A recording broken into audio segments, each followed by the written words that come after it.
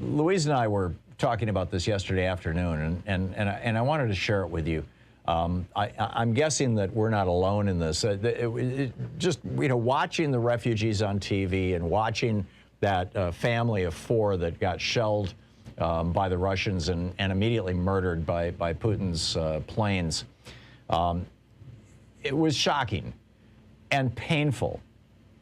And frankly, I don't think that that Putin's going to stop with Ukraine if he succeeds.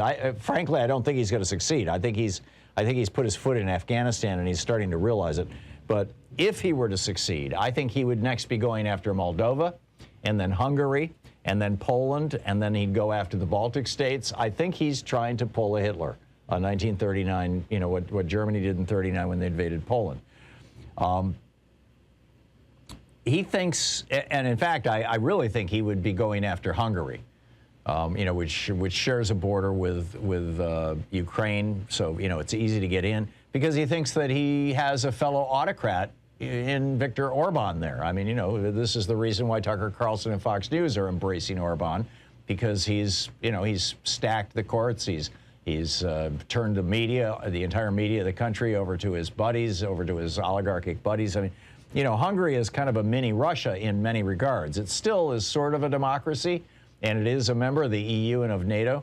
But, Orban and Putin have been very, very close, and so I think that they were, that he's thinking that.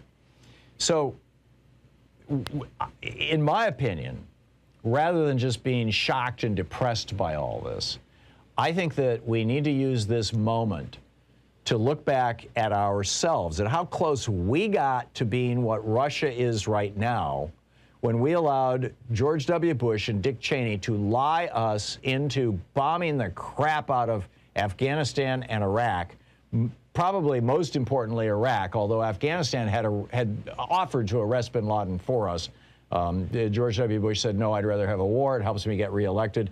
But then he lied us into this war, totally lied us into this war in Iraq.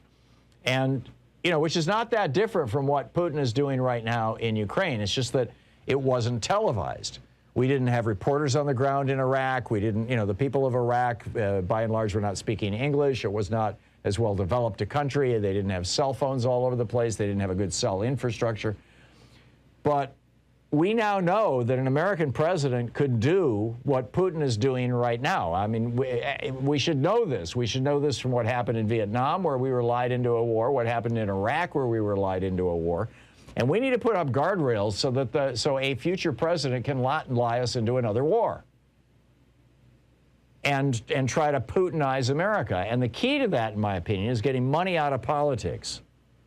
Because Putin is essentially an autocrat of the oligarchic variety, and oligarchies can only exist when politicians are corrupted by money. And Donald Trump was an oligarchic politician, an oligarch himself. And I'm seeing Rick Scott coming down the road, another oligarch, a multi-millionaire oligarch who wants to be president. And he's got a bunch of people around him who are very, very wealthy as well, other Republicans who want to run for the White House. And it just troubles me terribly.